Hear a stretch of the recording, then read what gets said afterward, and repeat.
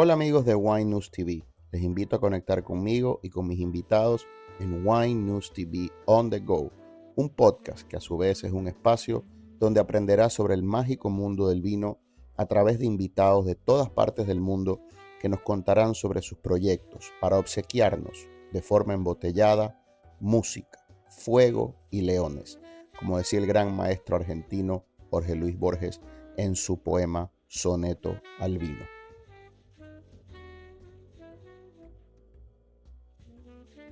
Este episodio es traído a ustedes por Planet Solar. Protege tus vinos y tus enseres eléctricos con las mejores placas solares en Puerto Rico. Las tengo en mi casa y por ello te recomiendo sus servicios. Llama a José Luis al 787-690-6444 para una consulta libre de costo y síguelo en Instagram vía JLR Planet Solar.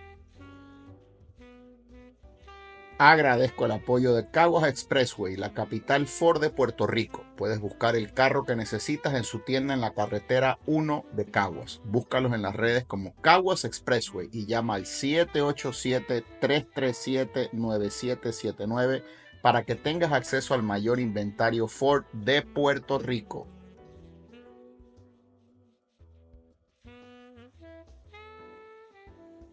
Hola amigos de Wine News TV, seguimos aquí en Chile, país largo, fecundo, fértil, de gente generosa, buenos vinos, buen pasar, deliciosa comida. Estoy en una de las bodegas más bellas que he visto en mi vida, en tantos viajes que Dios me ha dado la oportunidad de hacer. Estamos en Viumanet con el señor José Miguel Viu Bottini. ¿Cómo estás, amigo? Muy bien. Placer Un gusto conocerte. tenerlos acá. El amigo Jaime Merino me dijo, bueno, si vas para Chile, ojalá puedas ir a Viumanet y son vinos. Si vas para Chile como la canción, no sé si la conoces. ¿Cuál es esa Es canción? una canción emblemática chilena que es una tonada. Ya, ¿y cómo Dice, va? Si vas para Chile, te encargo viajero.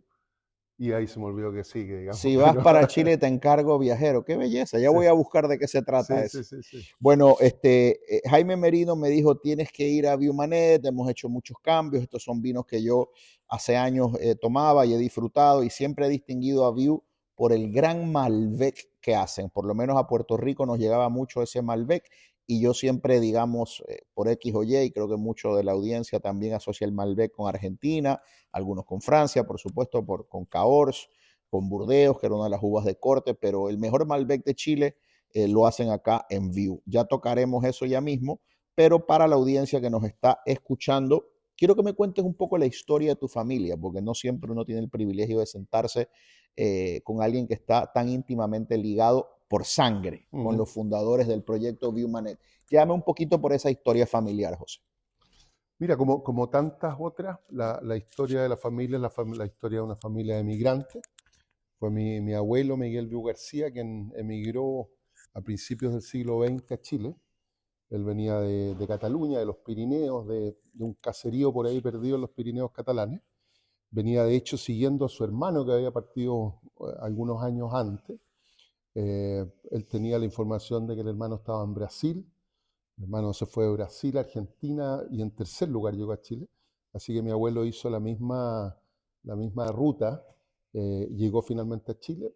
En Chile conoció a mi abuela, a Dolores Manent, y es por eso el nombre, digamos, de la familia por un lado y el nombre de la bodega. También hija de catalanes, también recién llegada a Chile. Así que en definitiva se casaron dos catalanes que se conocieron en Chile y formaron esta familia.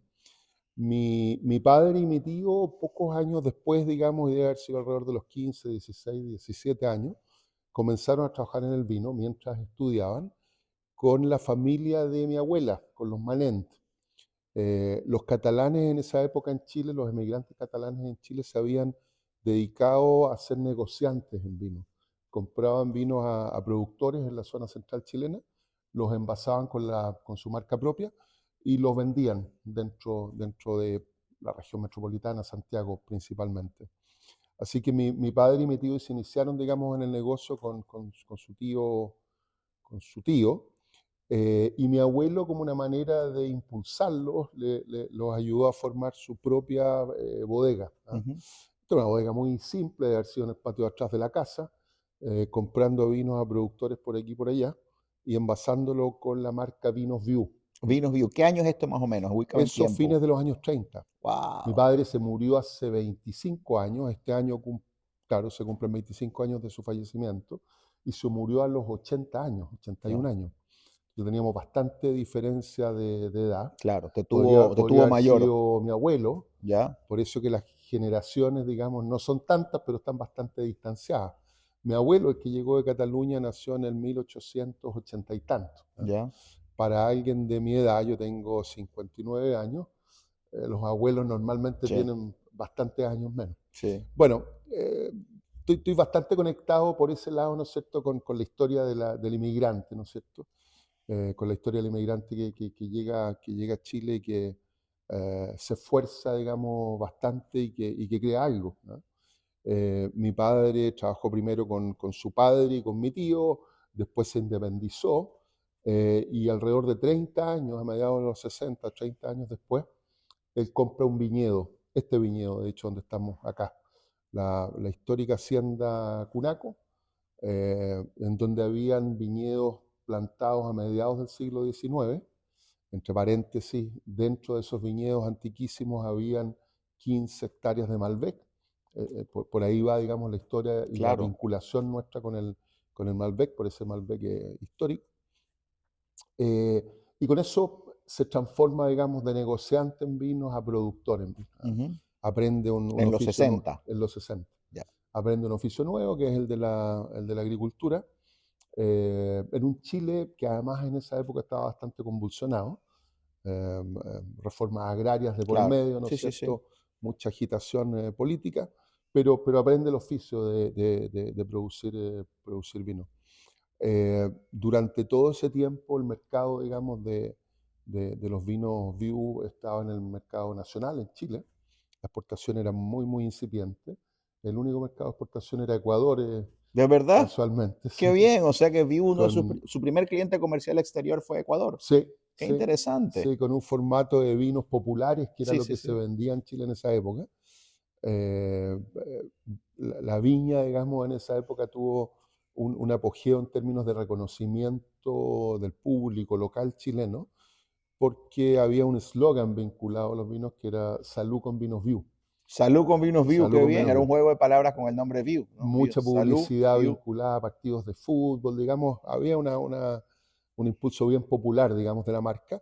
Y el vino en esa época era bastante menos sofisticado de lo que llegó a ser después, el ¿Y vino qué, en el, el vino en y el qué mundo. envasaban? ¿Qué Malbec? ¿Qué varietales En usaban? general, Cortes, eran blends. mezclas que se llamaban, habían cabernés, digamos, los vinos finos se hacían en base a cabernet fundamentalmente, y lo otro eran mezclas de tinto, que en Chile le llamaban burdeo, Claro, que, claro. que eran, que eran en el fondo cabernet Sí. sauvignon en el mejor de los casos, pero con un popurrí de otras variedades distintas, entre las cuales estaba el Malbec. ¿Mm? Ujú.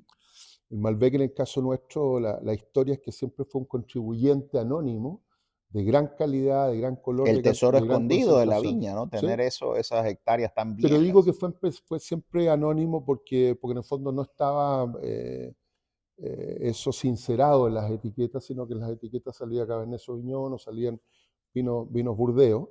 Nosotros recién a mediados de los 90 lanzamos el primer Malbec chileno con la palabra Malbec en la etiqueta, Mira, con que el reconocimiento de la variedad. vamos a ir integrando la historia de la familia, de este lugar mágico donde estamos, que es una belleza.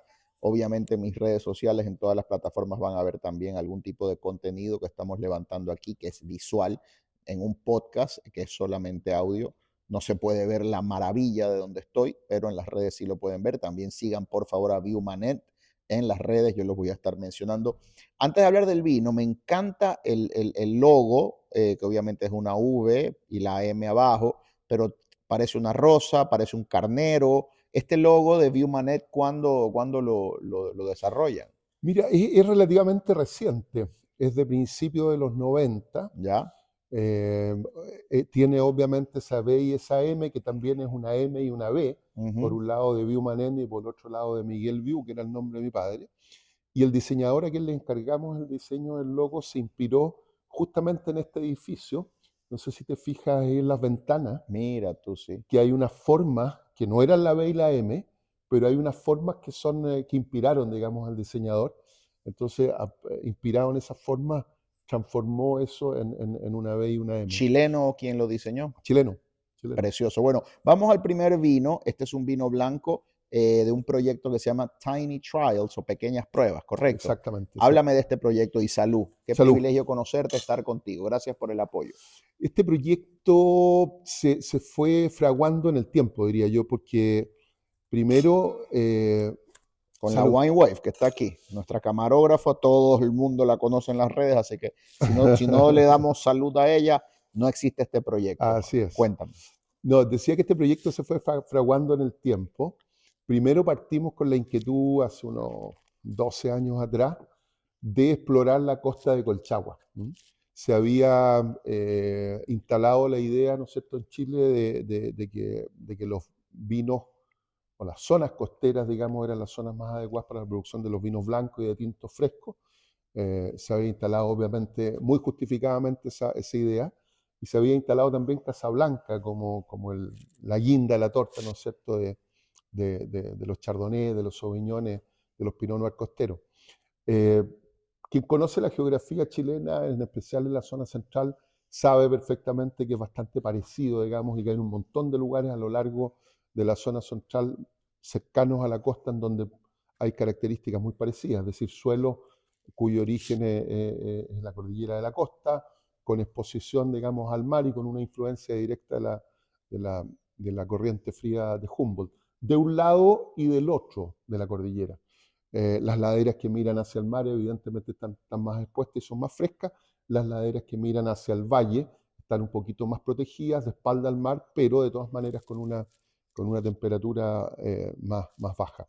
Así que nosotros empezamos a explorar por la vía de buscar uvas de productores, en general proyectos relativamente nuevos, plantaciones más o menos nuevas, y es así como dimos con los chardonnays de un proyecto grande que está plantado a 15 kilómetros del mar en el cajón del río Rapel, muy poco antes de la desembocadura, desde donde partimos produciendo nuestro Chardonnay Gran Reserva, que te gustó tanto ayer. Sí, sí. Esas uvas provienen de ese lugar al 100%.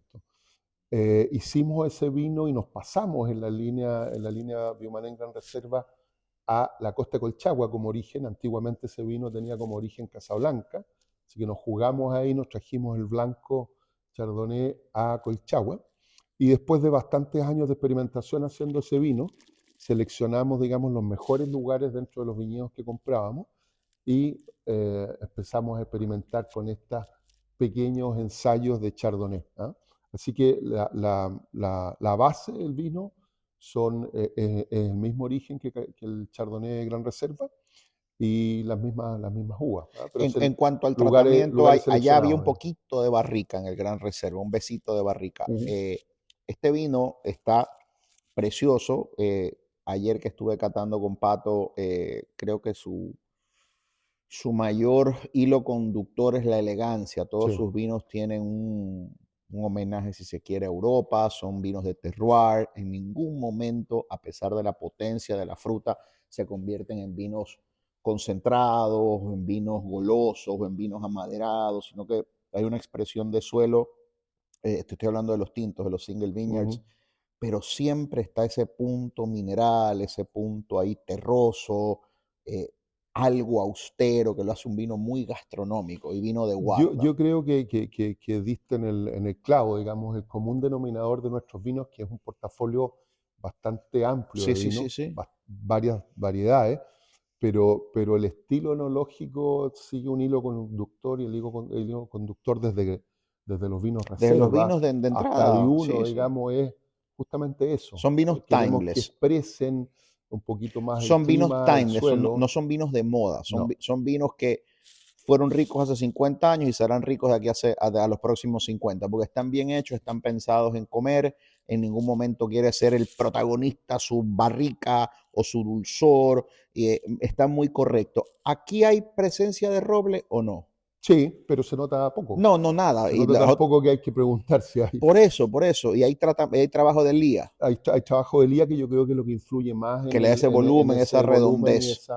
Y esa complejidad. Sí. Y pasa por madera, pero no son maderas nuevas y la proporción tampoco. Sí, es para afinar y redondear. Yo creo que aquí lo que predomina es esa acidez esa cosa filosa de las uvas que vienen de esa zona y en especial de suelos, de la complejidad que tiene el suelo de la cordillera de la costa en ese sector específico que yo te estoy comentando. Estos son suelos donde hay maicillo, es decir, suelos graníticos altamente descompuestos y con un contenido de Salinidad, ferroso sí, le va a dar una más salinidad. alto que el resto que los chardonnay gran reserva que tú conoces. Tiene una linda también sensación salina, la Sí, proximidad al mar, el terroir, ¿no? Parecido un poco al de Galicia, ese suelo granítico así. eh, Muy lindo, perfecto para comer, perfecto para el calor. Este vino se consigue en Florida, en el estado de la Florida.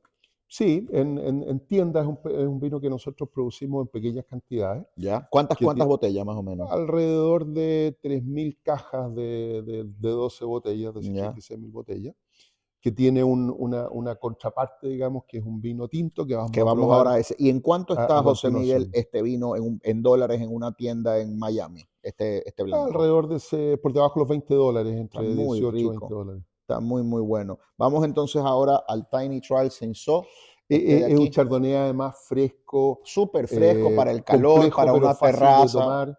Paso por Después Boca vamos a tener la Amable. oportunidad, espero yo, de comernos juntos unas ostras, unas almejas, Ah, mira, diste por donde le algunos, gusta. Ostras, el algunos. plato favorito, como si se hubieran hablado.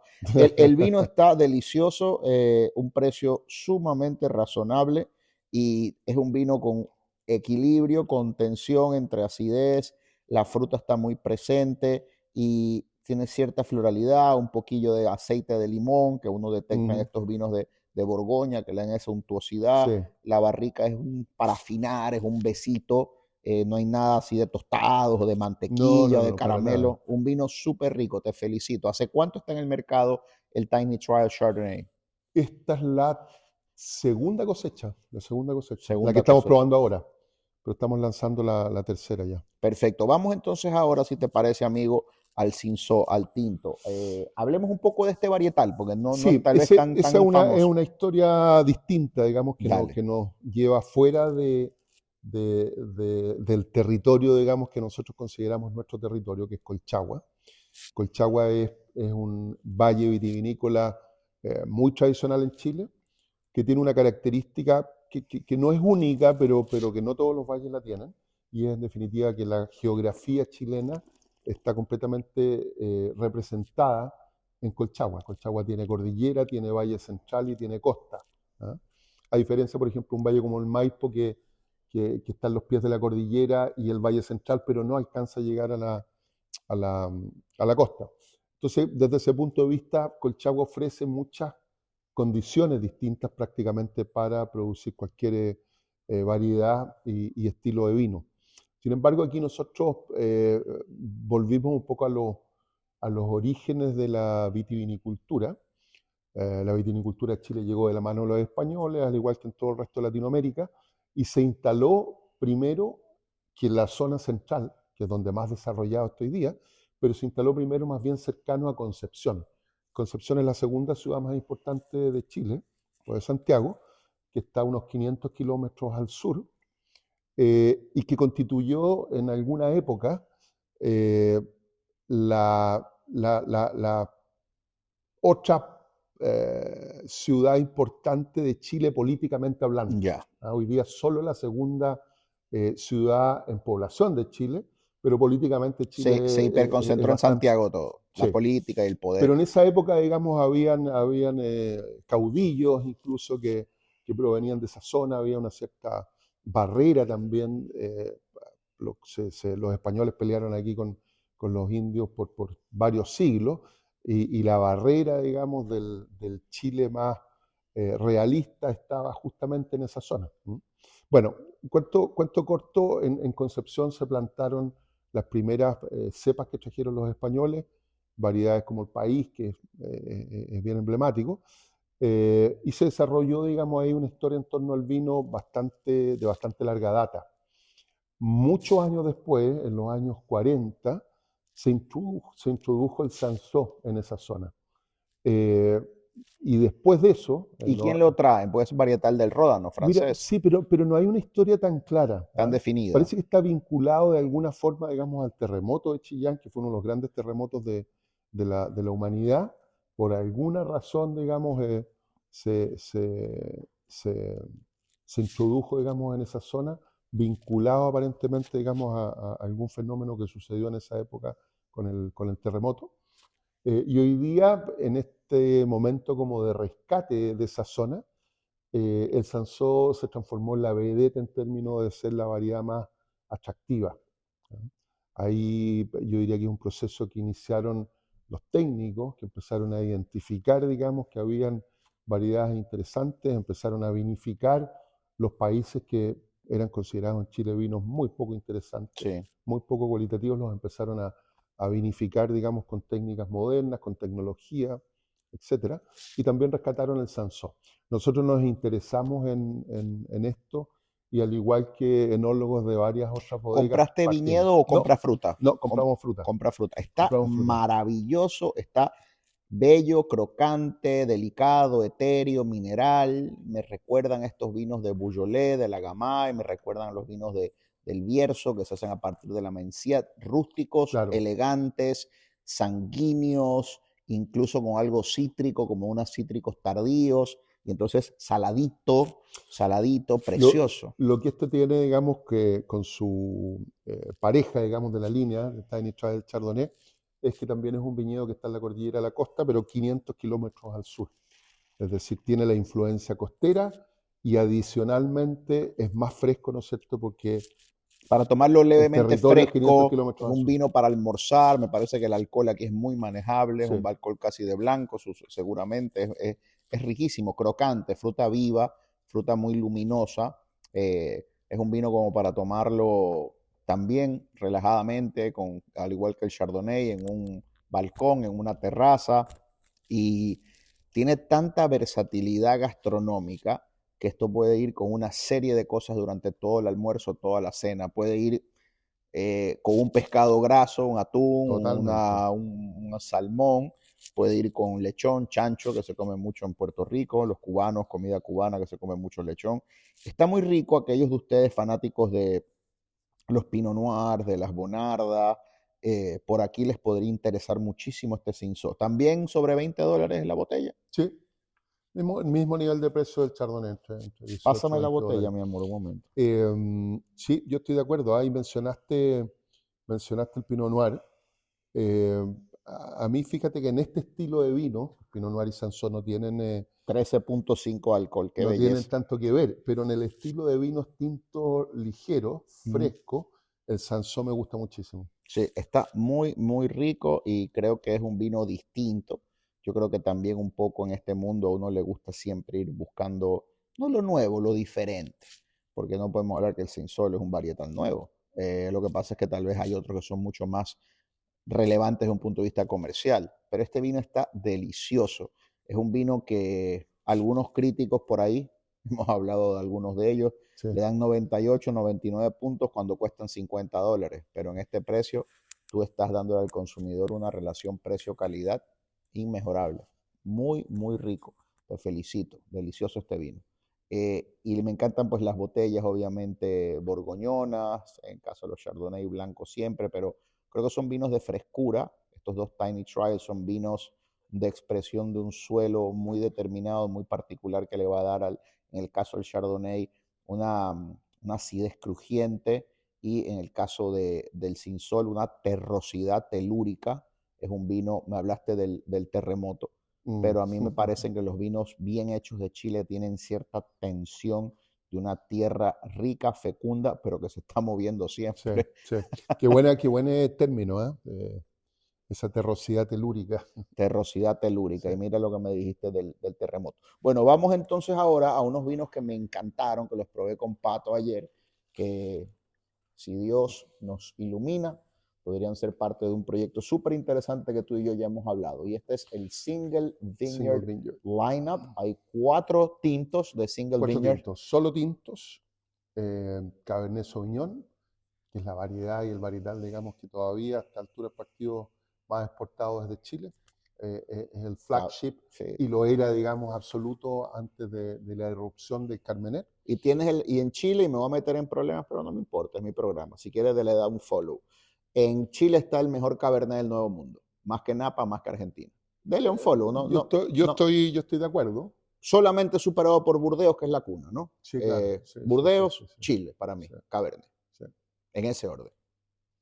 Yo creo que en Chile se ha experimentado harto con Cabernet. Si finalmente, digamos, el vino y los buenos vinos son el resultado de muchísima experimentación. Lo que Y el yo, resultado además de la convicción que van formando los productores y los técnicos respecto de qué es lo que tiene que ser el vino que producen y que proponen a los consumidores. voy a fundamentar mi contestación en algo, porque la gente, para que no diga de dónde se saca eso Eduardo, lo dice porque está ahí con el dueño de la bodega. No, mira, yo llevo 20 años haciendo esto y he tenido la oportunidad de probar muchos vinos de, entre comillas, 100 puntos. Eso es obviamente una determinación del calificador o de la persona que hace la cobertura, pero sí hay vinos que son casi perfectos. No sé si existe la perfección en un vino, pero he tomado varios vinos de Burdeos 100 puntos que son gloriosos y espectaculares. Y he tomado vinos de 100 puntos de Chile, de Argentina y de Napa, también de 100 puntos.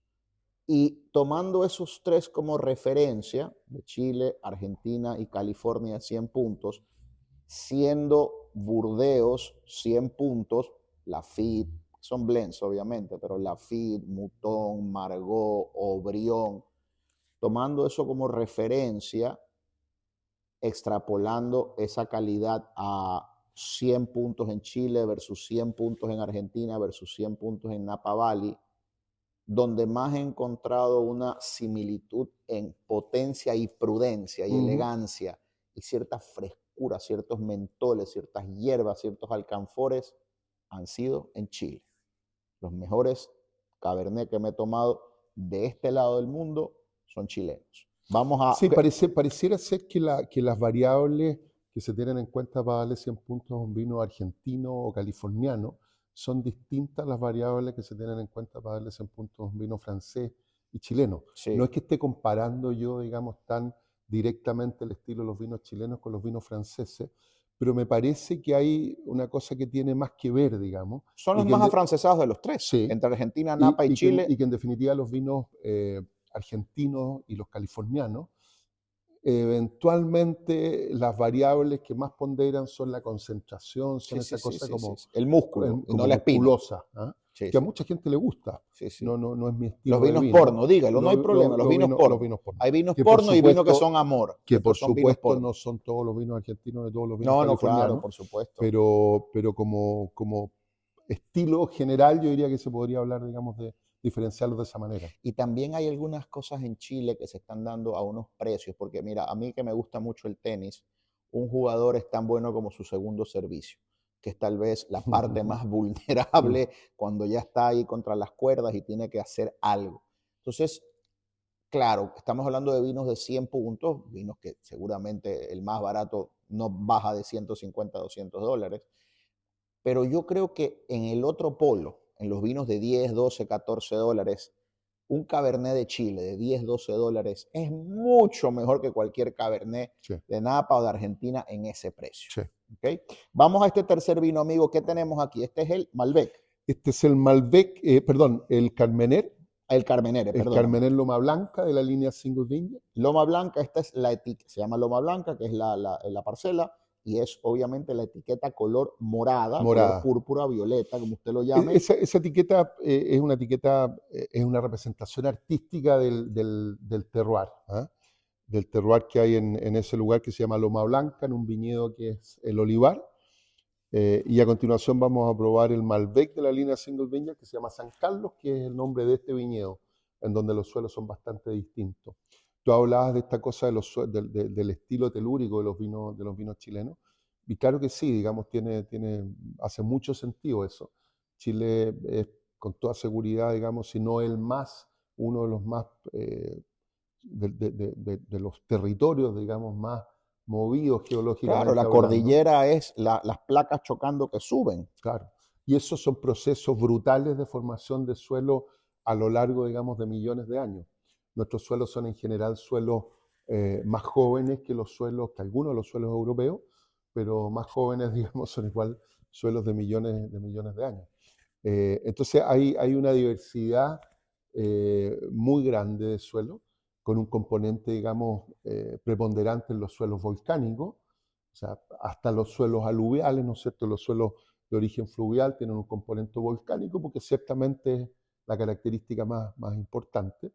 Pero también tenemos suelos calcáreos, digamos, en ciertas zonas de Chile, y toda la gama, digamos, de suelos que se generan a partir de los materiales originales que están presentes, digamos, en esta geografía tan abrupta, tan endemoniadamente telúrica, como tú dices. Este vino, este Carmenere, que típicamente por ahí son muy famosos por sus altas notas piracínicas, de mucho chili pepper y pimiento rostizado, es tan prudente. Este vino en nariz tiene la dosis adecuada de la tipicidad del Carmenere, pero luego en boca la jugosidad, la generosidad de la fruta es más memorable que la nariz. Hay muchos Carmeneres que es, wow, qué nariz, esto de aquí es una parrillada de Sí. pimiento.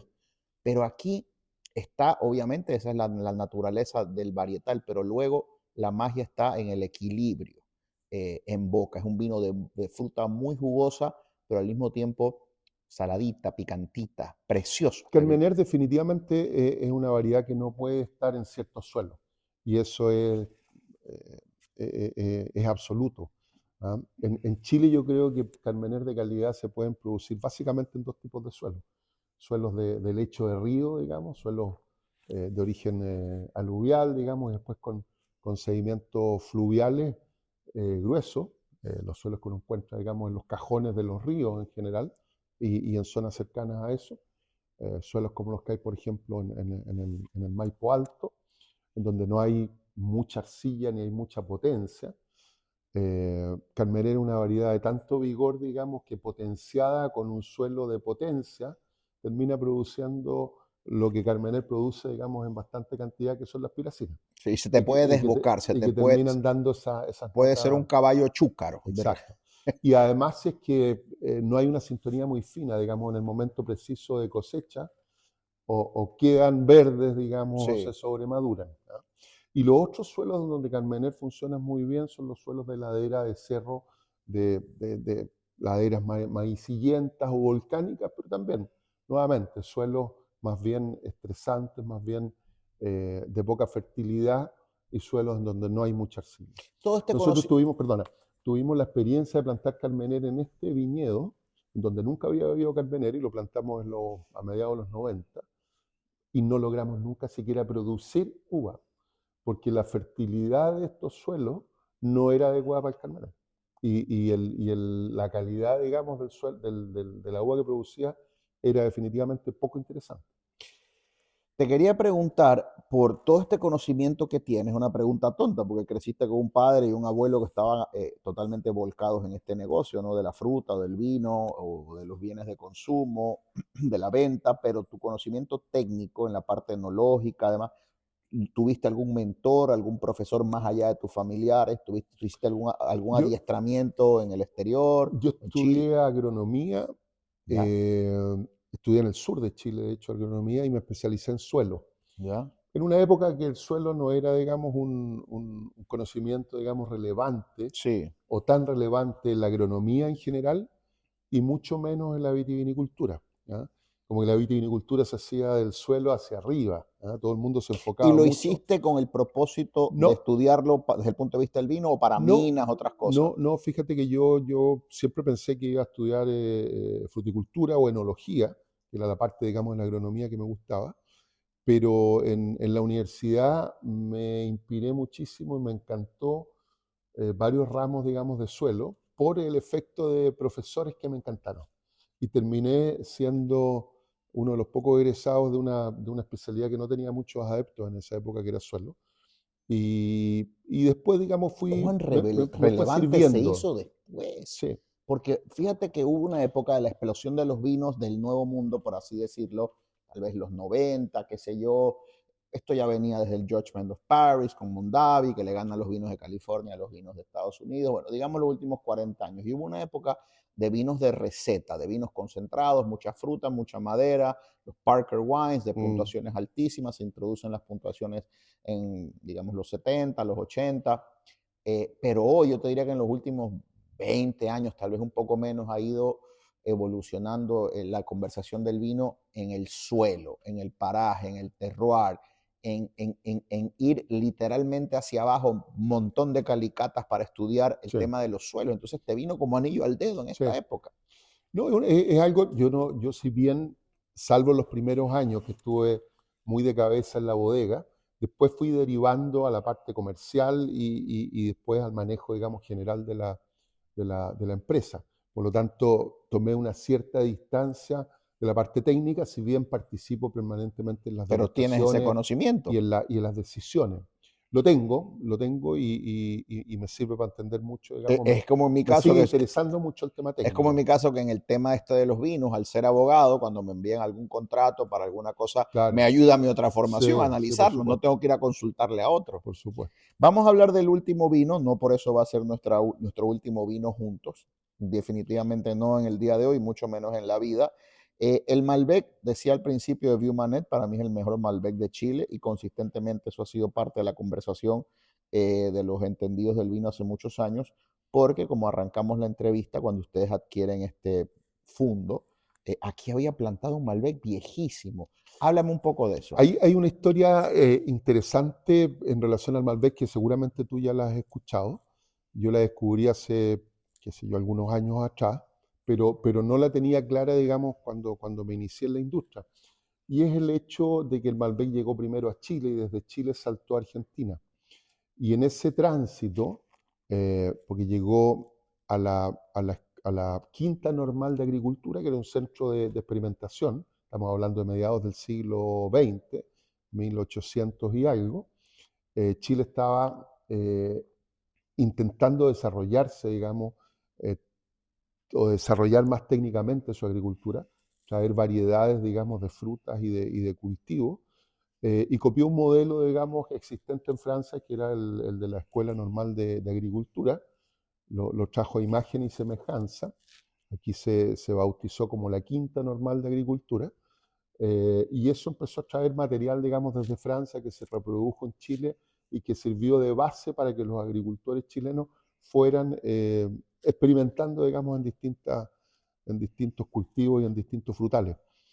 Esta propiedad agrícola, que es una propiedad muy antigua, sus antiguos dueños, la familia Valdés, era una familia que compró material de esa quinta normal de agricultura y plantó Cabernet y Malbec principalmente. También algo de País y otras variedades, pero de las variedades finas francesas Ujú. plantó eh, Cabernet, Malbec, Semillón y Sauvignon Blanc. Así que estas 15 hectáreas de Malbec con que ellos partieron experimentando tienen ya instaladas, digamos, acá más de 150 años.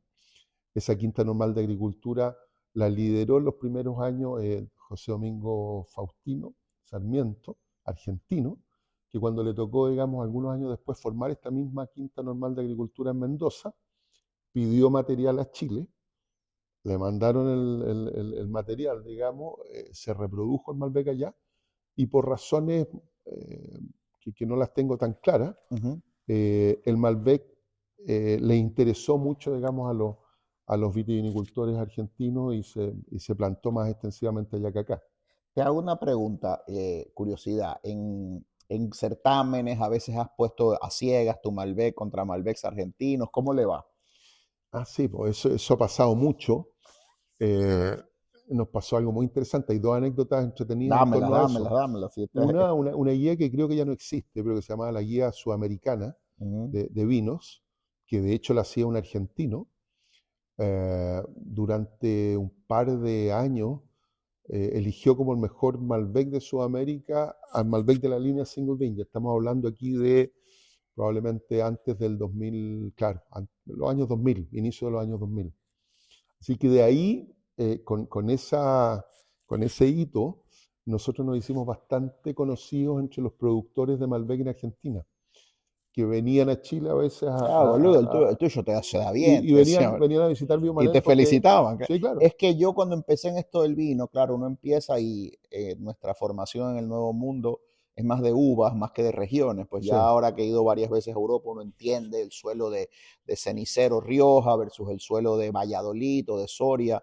Pero acá, pues, cuando yo empecé a estudiar esto, pues era todo la uva, el la uva. Malbec, el Pinot Noir, y siempre pues se hablaba del Malbec, pues como Argentina, su mejor expresión, pero Viumanet en Chile lo hace brutal. Este vino es una belleza. Siempre se habla de los descriptores de los vinos y siempre se habla del Malbec de la Violeta, pero realmente en otras expresiones de Malbec, muchas veces en Argentina, eso está aderezado pues por algunos chocolates, unas vainillas.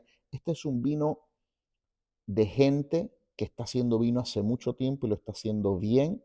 Es un vino de trago largo para tomarse la botella entera. Es un vino sumamente fino, en el buen sentido, donde todo está integrado, la barrica, el tanino, el alcohol, todo está en su lugar y es un Malbec totalmente de suelo, de paraje. Está delicioso. Estos vinos los consiguen en Estados Unidos en aproximadamente 25 a 30 dólares los single vineyards de Viumanet. Ujú. Está delicioso este Malbec, te felicito. Para ir cerrando, antes de hacer la otra nota, quiero que me cuentes y te voy a hacer lo que estaba buscando en el teléfono, no fue una falta de educación mía, te voy a hacer un cuestionario que me encanta, porque eres un hombre de visión, de negocio, simpaticísimo, aparte pues has tenido en tu vida pasión por los caballos, pasión por la industria, pasión por los vinos, así que te voy a hacer el cuestionario de Stephen Colbert que me encanta. Pero lo que te quiero preguntar es, para los que nos están escuchando, que les gusta viajar, ir a regiones de vino, quedarse en lugares, ustedes tienen una oferta enoturística y enogastronómica brutal. Dame Ujú. 2 minutos de eso o 3 y luego vamos al cuestionario. Eso tiene una historia interesante.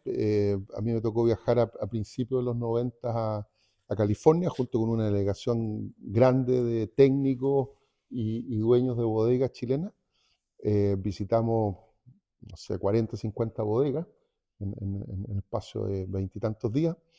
Yo descubrí, digamos, la vitivinicultura tecnológica que ya se practicaba en esa época en California y me llamó mucho la atención y aprendí mucho de eso. Pero lo que descubrí, digamos, y que no tenía idea que existía con ese nivel de desarrollo, fue el enoturismo. ¿Ah? Fue una de las primeras zonas vitivinícolas que visité, digamos, para ver el enoturismo, así que eso me Te voló rayó, la cabeza. me voló la cabeza, como Claro. se Que dice, los gringos hicieron Disney, pues hermano. y, Son vo- los, y son los, son los volví, campeones. volví a Chile cuando estamos hablando de los 90, 92 fue eso. Volví a Chile cuando acá, al menos en Pero eras un Colchagua, niño, no tenías había 30, nada. 30 y pico de años. Tenía 20 y tantos, 20 y tantos 28, por ahí años, por un haber tenido. niño. Ajá. Y empecé a mi vuelta a generar un movimiento local para impulsar, digamos, que las bodegas que estaban en la zona empezaran a abrir y empezáramos a hacer turismo de manera súper incipiente, o sea, realmente básica. Formamos un poquito después, fundé la ruta del vino de Colchagua y viñas de Colchagua, que ese fue, digamos, el puntapié inicial para que todo esto sucediera. Hoy día Colchagua es una zona de un desarrollo, por supuesto que no al nivel de Napa, pero de un Pero vienen desarrollo, digamos, cientos de miles de importante. wine lovers Sí, aquí. sí. Así que eso fue algo que desde muy temprano fue siempre cautivando bastante mi interés, digamos, en la industria. Yo no concibo el hacer vino sin tener esta otra pata Claro. que es Es el que enoturismo. cuando tomas mucho vino tienes que irte al cuarto gateando, puedes llegar. No, Perfecto. no, No pero tienes... aparte de eso, Te quería hacer reír, porque te quería hacer... es muy lindo poder compartir con otra gente lo que a uno le apasiona Sí.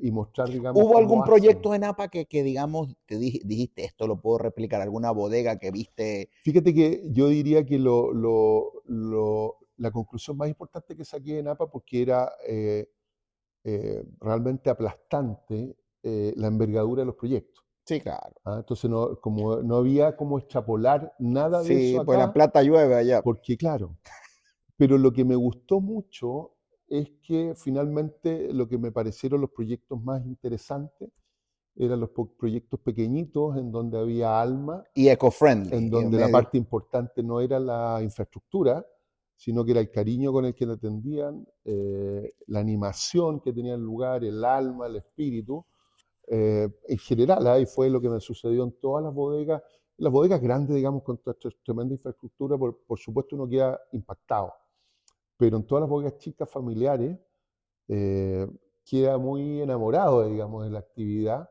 y se da cuenta de que se puede hacer, digamos, a muy distintas escalas. Yo después seguí, digamos, en el tema gremial, en el desarrollo del enoturismo y fui por muchos años presidente de Enoturismo Chile. Enoturismo Chile tenía una asociación público-privada que tenía la misión de desarrollar el enoturismo mucho más allá de las pocas bodegas que en ese momento estaban en el enoturismo y eran las precursoras.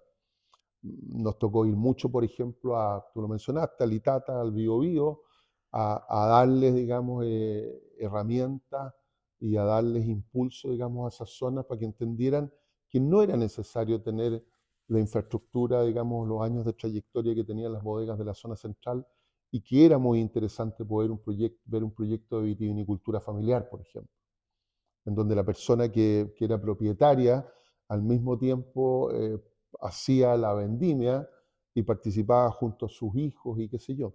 Entonces, el ecosistema de la producción de vino tiene una cantidad, digamos, de actores que muchas veces son competidores directos. O sea, uno compite, digamos, en muchos mercados con bodegas de la envergadura, de la importancia de un Sí, Conchitoro, sí, de sí. cualquier Enormes, internacional, gigantes.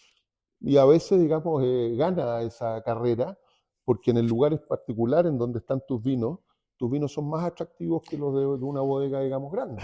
Veo una similitud, una sintonía entre nosotros a una escala muy pequeña la mía, tal vez una filosofía digital, la tuya, una visión empresarial, pero el vino se hace sudando, sucio, en la tierra. Me encantó en el restaurante que tú tienes ahí un mensaje que los bichitos y los Mm. animalitos le dan a la gente, porque es un producto que viene del sudor y del trabajo. Entonces, una experiencia enoturística no puede ser tampoco pues un palacio, no puede ser una experiencia de algo que esté divorciado. Entonces cuando yo empecé Wine News TV, o Wine News como se llamó al principio, yo cuando leía de vino, cuando veía algún programa, en esa época había VHS, ¿te acuerdas los Sí, VHS sí, sí, o sí. los Blu-ray disc y Sí. eso? Entonces yo veía a estos señores con etiqueta, con una escupidera, con una cuchara, hablando del vino de una forma Complicada. complicada, pero sacramental y un poco Sí, elitista y un poco sí. divorciada de los hombres y mujeres que recogen las uvas, porque el vino se hace en el campo, el vino Pero, no pero se no hace con solo, smoking. pero no solo disociada de esa parte, ¿no es cierto?, de la parte productiva, sino que también disociada de los consumidores, que, que al final, digamos, cuando terminan viendo en el vino un producto tan sofisticado, vinculado, digamos, a ocasiones de consumo tan especiales, Se hace terminan lejano, alejándose. se hace lejano. El vino, el 99,9% del tiempo que el vino ha acompañado, digamos, al ser humano, lo ha acompañado de una manera distinta a la manera que lo está acompañando hoy día. Claro, alimento, fue Es alimento por un muchos años. alimento, además es un alimento que, no sé, en ciertas regiones y por las temperaturas, digamos, como se estaba tan acostumbrado a tomar vino, si es que había que ponerle fruta o agua, se le ponía, por supuesto no los grandes vinos, ¿no es cierto?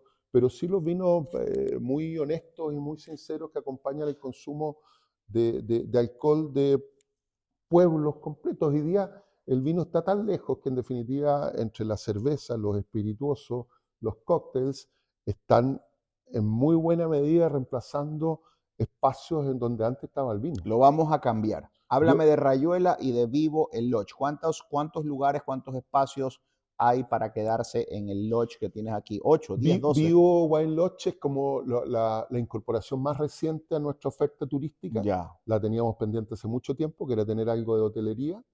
Eh, Partimos proyectando, digamos, algunos hoteles más grandes que finalmente no se concretaron por diversos motivos. Y en la pandemia yo tuve una cierta crisis de urgencia, Sí. así como decir, este proyecto tiene que salir de una vez por todas. y lo hicimos a escala pequeñita. Son hoy día 8 lofts de alrededor de 50, 60 metros cuadrados con la terraza, que están insertos en el viñedo, es decir, Sí, sí, sí. recortamos un pedacito de viñedo y pusimos ahí un lodge. Uno se comunica, digamos, entre esos lofts a través de los caminos de la viña. Hay adicional a eso, por ahí unos hot tubs, una piscina, Sí. que también está metida entre medio del Buenas viñedo. fotos se hacen en esas Sí. piscinas. Lo planteamos como un hotel para adultos, Claro. eh, y obviamente muy vinculado, digamos, a nuestra oferta gastronómica, que es Rayuela por un lado. Háblame de Rayuela, porque me han hablado maravillas. Mucha gente me dijo, así como que el mejor Malbec de Chile lo hace View. Me dijeron que el mejor restaurante es Rayuela. Yo dije, bueno, ver para creer o probar para creer. Va a tener oportunidad de probar en poco rato más. Pero mira, Rayuela, Rayuela por Cortázar le pusiste, por la obra de la novela. sí, el restaurante hasta antes del año 2010, que fue el terremoto, estaba acá. Pero esto es como una catedral, este espacio es muy grande. Pero no es una catedral, son otras. Esto es un barn, esto me encanta. Pero a lo que me refiero es que es un espacio Grande, grande grande, enorme, sí, sí, sí. que Sí, sí, sí. que Puede ser tenga frío, ambiente, puede ser frío, te atmósfera. entiendo, puede ser frío. Entonces, el terremoto, como tantas otras veces, digamos, estas desgracias que uno inicialmente las ve como caminos sin salida, pero terminan siendo caminos que tienen salida, digamos, hacia alguna parte, y si tienes suerte, digamos, hacia una parte interesante, prodigiosa, como terminó siendo en estos casos. Nosotros tuvimos que hacer un plan B por mientras este edificio estaba en el suelo y lo teníamos que recuperar. Nos cambiamos a una casita que al frente, que era originalmente una casa de inquilinos, de un trabajador del campo. Estaba como una bodega. Dijimos, oye, aquí tenemos, qué sé yo, 200 metros cuadrados. Tenemos que reproducir lo que antes teníamos ahí al frente, en 2000 y tantos metros cuadrados, aquí al frente. Temporalmente, el turismo, obviamente, después del terremoto se vino abajo y costó mucho que empezara, digamos, a tener demanda nuevamente. Eh, y nos terminamos quedando con ese lugar de ahí al frente como el restaurante de la Viña. Lo planteamos de manera menos pretenciosa que lo que habíamos planteado acá. Aquí habíamos planteado un restaurante más de comida, digamos, mediterránea, con influencias catalanas y qué sé yo. Ahí al frente nos fuimos, digamos, a la comida Y le campestre ponen chilena. Rayuela por un tipo de rompecabezas, de encontrar el orden dentro del caos, como que las piezas se fueron juntando. Sí, y también, digamos, si bien es, por un lado, ¿no es cierto?, el famosísimo libro de Cortázar, por otro lado también Qué buen libro ese. te lleva, digamos, a una época en que las cosas eran muy simples y que uno lo pasaba muy bien con muy pocas cosas. En este caso se necesita una vereda, una acera, un Y una pedazo de tiza. tiza y una piedra. Bueno, Y con eso ya estaba jugando. Vamos, amigo, a esto para cerrar, para irnos a comer, que ya me dio hambre escuchándote. Me encanta el cuestionario Colbert. Te voy a hacer unas preguntas y se supone que al final de estas preguntas la gente te conozca. ¿Cuál es el mejor sándwich del mundo? Mira, yo te diría primero que nada que está en Chile. Chile tiene una oferta de sándwich increíble. Esto tiene que ser muy rápido o yo puedo No, desarrollar la respuesta. dime ¿cuál es el mejor sándwich. Me puedes decir los ingredientes, pero me puedes decir dónde lo hacen, lo que tú quieras. A mí particularmente me gustan mucho los sándwiches chilenos. He probado sándwiches en estas partes del Claro, mundo has viajado mucho. y me gustan mucho los lomitos. Los lomitos, sándwiches de carne. Sándwich de carne, de cerdo, ¿Ya? con variedad de distintos ingredientes. Chile tiene una cultura de sándwich y un hábito de comer sándwich muy importante. Yo diría que en los últimos años eso además se ha ido transitando hacia una cosa un poco más gourmet, pero los sándwiches originales, digamos, del repertorio típico chileno son Es lo que te fantásticos. comes parado Los a la churrascos, vera del los camino. lomitos, los chacareros, fantásticos. Bello. Bueno, y el completo, que es el hot dog, ¿no es cierto? Que en Chile se le agregaron una cantidad importante de otros Sí, ingredientes, sí, se hace una cosa enorme el hot dog. incluyendo la palta, digamos, el Sí, el tomate, etcétera. aguacate. Eso también es un clásico Dime algo que chileno. tengas en tu casa que ya deberías botarlo, pero no lo has botado por alguna razón. Montón de cosas, pero lo que yo más acumulo son recuerdos impresos. De cada lugar a donde voy, ¿Te llevas que un me periódico? traigo, no tanto periodo, me traigo cosas que son emblemáticas de nuestra participación o de mi participación en algún evento de vino. Ah, Por ya, como, ejemplo, me como traigo el carnet que dice José Miguel por Viu, ejemplo, ya, ya, ya. Y dice Feria de Vino de o el Puerto Rico. menú en un lugar increíble en donde participé en un evento de vino y uno de los vinos del lugar era de Viumanen. Y Tengo te eso, han dicho tu mujer, tienes que votar, ya tienes mucho. o sea, me han votado sin que yo me entere bastante, pero me las arreglo para conservar cosas por ahí. Yo sabes que yo llevaba a la casa cuando empecé en esto botellas y botellas vacías firmadas, la etiqueta por todos los que nos habíamos chupado ese vino. Entonces mi esposa me dijo, ya este es un altar de un alcohólico, tienes que votar Sí, esto. yo En la casa me estás haciendo un altar de un borracho. tengo un principio de mal de Diógenes. Soy acumulador de ese tipo de cachureo, le decimos ¿Cuál es el acá. animal que más te asusta? Ah, pensé que me ibas a preguntar por qué más me gusta. A ver, el que The más me scariest asusta. animal, el animal más que, tal vez no a ti, pero ¿cuál es el animal que más miedo infunde? Yo diría que es acuático de todas maneras, y yo creo que es un tiburón Claro, ahí estás con o algo así. Marisabel. ¿Ah? ¿Manzanas o naranjas? Naranja, ¿Le has pedido alguna vez el autógrafo a alguien? sí. ¿A quién y te lo dio sí o no? Deportista, no recuerdo quién, algún rugbyista famoso. Ya. ¿Y te lo dio? Y me lo dio y no lo pedí para mí, sino que lo pedí para uno de mis hijos. ¿Qué pasa cuando morimos, José Miguel? Perdona, creo que a mí me da mucho pudor y me daría mucho pudor pedir un autógrafo para mí, pero cuando es algo para un tercero, en Ah, especial es para un facilito. hijo, uno tiene como una motivación Sí, por un hijo especial. uno mata o muere. El amor por los Sí, hijos es animal y celestial. sí. ¿Qué pasa cuando nos morimos? ¡Uh! Eh, yo creo que sobrevivimos en la memoria de las personas en las que transitamos, digamos. Eso tiene, por supuesto, distinta vida útil. Yo creo que en la medida que uno en la vida marcó, digamos, de manera más o menos importante a las personas que te rodearon, ese recuerdo sobrevive. Yo creo que este negocio, una de las cosas más lindas que tiene, es la posibilidad de que uno trascienda a partir, digamos, de las cosas que va haciendo.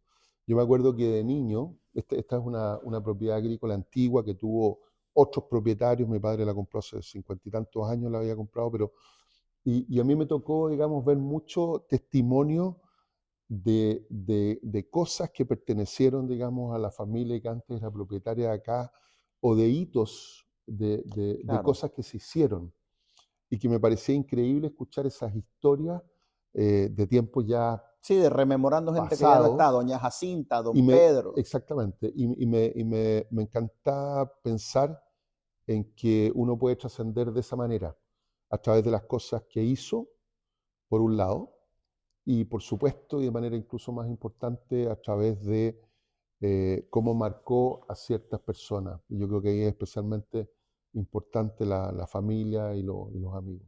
Película de acción favorita. No soy tanto de películas de acción, fíjate, pero yo diría Lo que cambiamos a película favorita.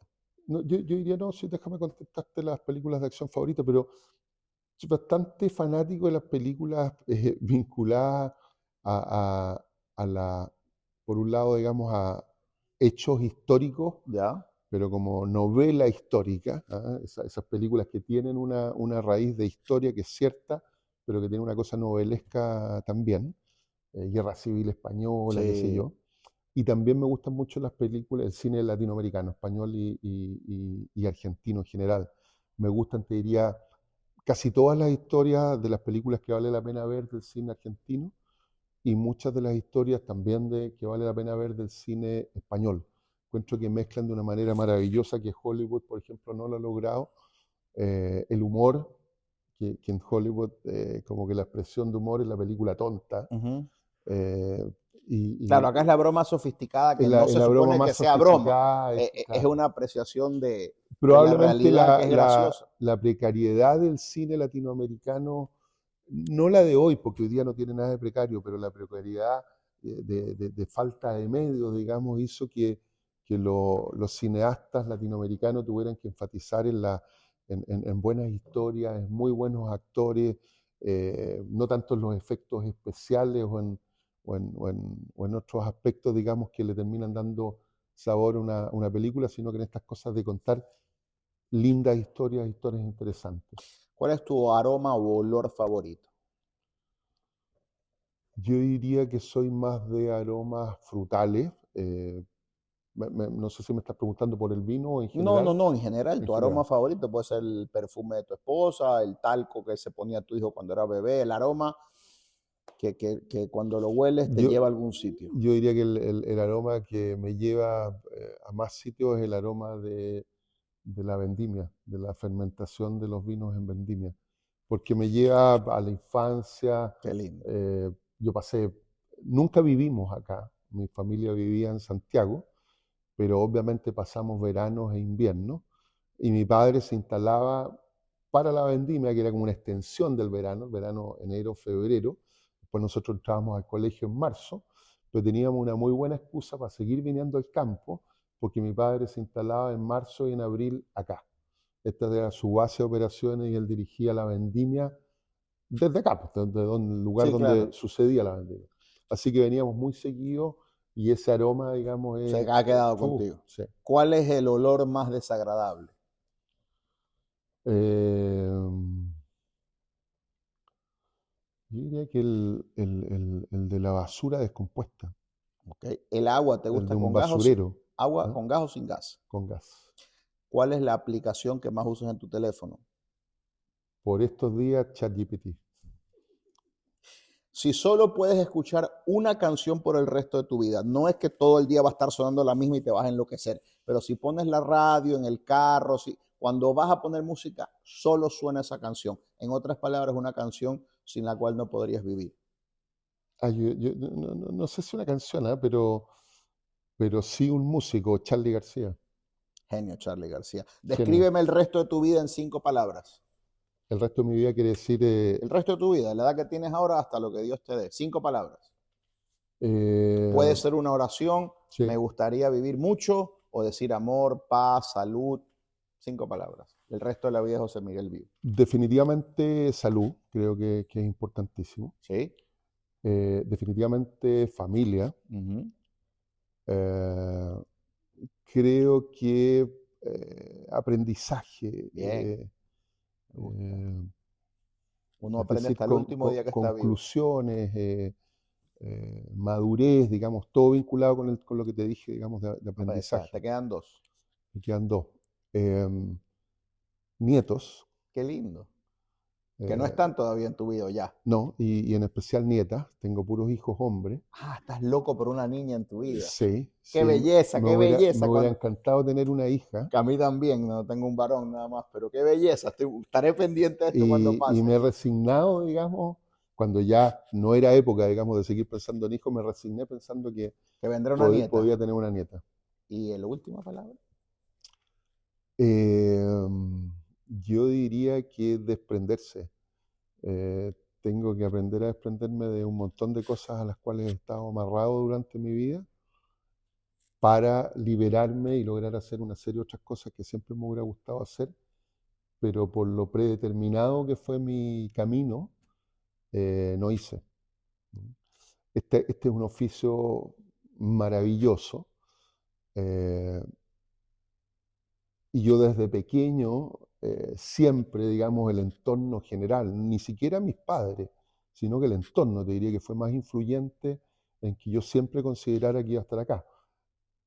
Único hijo hombre, el mayor, de una familia, digamos, chapada a la antigua, ¿ah? En una época en que lo que hacían los hijos mayores era seguir, digamos, los Los negocios, cuando pasos. los padres tenían negocios, seguir los pasos de los padres.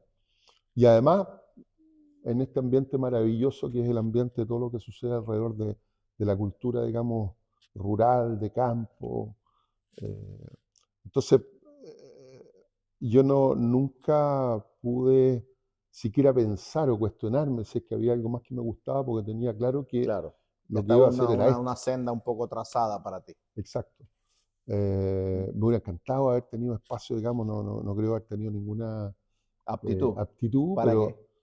me hubiera fascinado, digamos, pensar en algo vinculado con la música. Me gusta mucho escuchar música, no tengo ninguna habilidad para tocar instrumentos, pero es algo que me atrae mucho. No sé, con el tipo de cosas que no requieren lo que me ha tocado sí mucho hacer en la vida, que es hacerse cargo de cosas. Así es. Pues muchísimas gracias por tu tiempo. Se supone que ya ustedes conozcan a José Miguel después de este cuestionario de Steven Colbert. Gracias por su sintonía. Recuerden suscribirse al podcast, compartir esto con quien usted entienda pueda sacarle provecho. Recordar que en el mundo del vino lo importante no es la meta o el destino, sino el viaje y el recorrido. Gracias, amigo. Brindo contigo. Salud. Vengan a conocer Viumanet. Síganlo Salud. en sus redes y pendientes que seguimos informando desde el bellísimo país de Chile.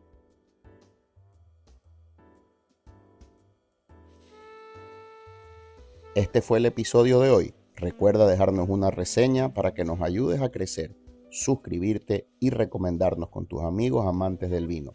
No importa cuán avanzado estés en el recorrido de enamorarte de aquello que decían sobre el vino. Son uvas transformadas en poesía. Aquí hay espacio para todos. Salud y como siempre, dale share.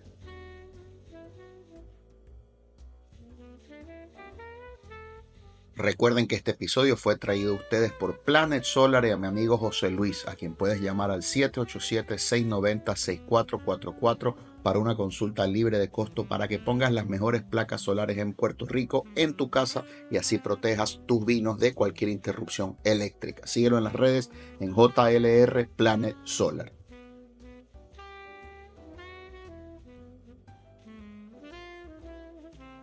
Y recuerden que en Caguas Expressway, la capital Ford de Puerto Rico, vas a encontrar el carro que necesitas. Llega hasta su tienda en la carretera número 1 de Caguas. Búscalos en las redes como Caguas Expressway y por supuesto llama al 787-337-9779 para que tengas acceso al mayor inventario de Ford en Puerto Rico.